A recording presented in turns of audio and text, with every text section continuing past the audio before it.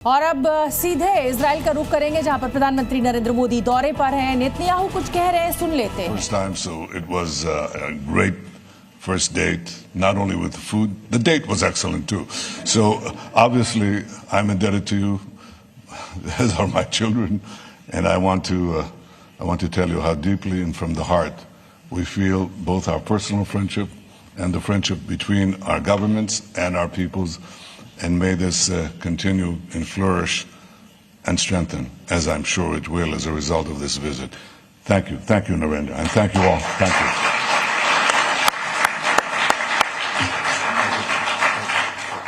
Your Excellency, प्रधानमंत्री और मेरे मित्र नेतन्याहू, मिसेज नेतन्याहू, दोनों देशों के डेलीगेट्स, मीडिया के साथियों, नमस्कार, शालोम। मेरे और भारतीय डेलीगेशन के गर्मजोशी भरे स्वागत के लिए मैं प्रधानमंत्री नेतन्याहू का एक बार फिर हृदय से आभार व्यक्त करता हूं।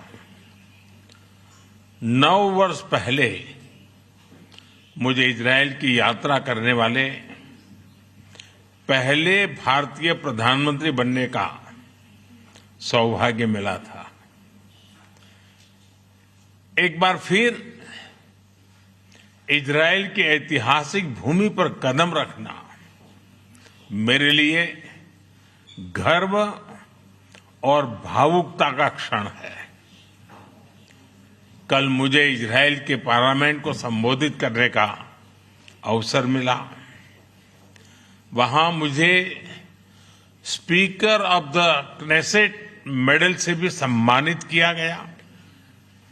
मैं इस सम्मान के लिए क्नेसेट स्पीकर महोदय, मेरे मित्र प्रधानमंत्री नेतन्याहू और इजरायल के लोगों का हार्दिक आभार व्यक्त करता हूं और इसे 140 करोड़ भारतवासी और भारत इजरायल मित्रता को मैं समर्पित करता हूं। फ्रेंड्स, हमारे संबंध गहरे विश्वास, साझा लोकतांत्रिक मूल्यों और मानवीय संवेदनाओं की मजबूत आधारशिला पर आधारित है, उस पर स्थापित है। हमारे रिश्ते समय की हर कसौटी पर खरे उतरे हैं। आज हमने अपनी टाइम टेस्टेड साझेदारी को स्पेशल स्ट्रेटेजिक पार्टनरशिप का दर्जा देने का ऐतिहासिक निर्णय लिया है। यह निर्णय दोनों देशों के लोगों की आकांक्षाओं का प्रतिबिंब है।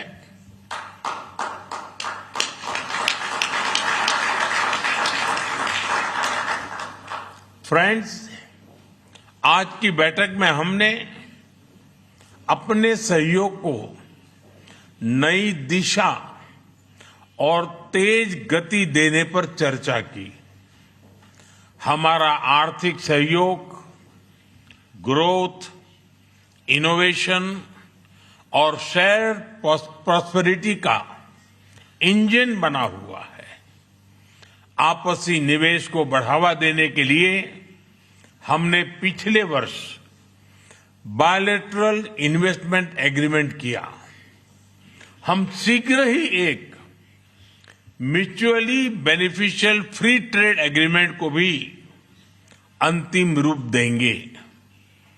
टेक्नोलॉजी हमारी भावी साझेदारी का केंद्र है।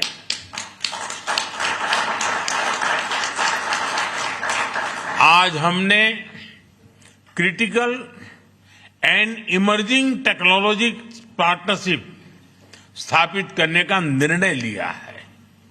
इससे एआई, क्वांटम और क्रिटिकल मिनरल्स जैसे क्षेत्रों में सहयोग को नई गति मिलेगी। मुझे खुशी है कि इजरायल में यूपीआई के इस्तेमाल के लिए समझौता किया गया है। डिजिटल हेल्थ के क्षेत्र में भी हम अपने अनुभव साझा करते हुए लोगों के जीवन में सुधार लाने के लिए प्रतिबद्ध हैं। रक्षा के क्षेत्र में हमारा दशकों पुराना विश्वसनीय सहयोग रहा है। पिछले वर्ष हुए एमओयू से इसमें नए आयाम जुड़ेंगे। हम मिलकर जॉइंट डेवलपमेंट, जॉइंट प्रोडक्शन और ट्रांसफर ऑफ टेक्नोलॉजी की दिशा में आगे बढ़ेंगे। साथ ही हम सिविल न्यूक्लियर एनर्जी और स्पेस जैसे क्षेत्रों में भी सहयोग आगे बढ़ाएंगे। फ्रेंड्स, दोनों देशों के बीच कृषि सहयोग का लंबा और सफल इतिहास रहा है।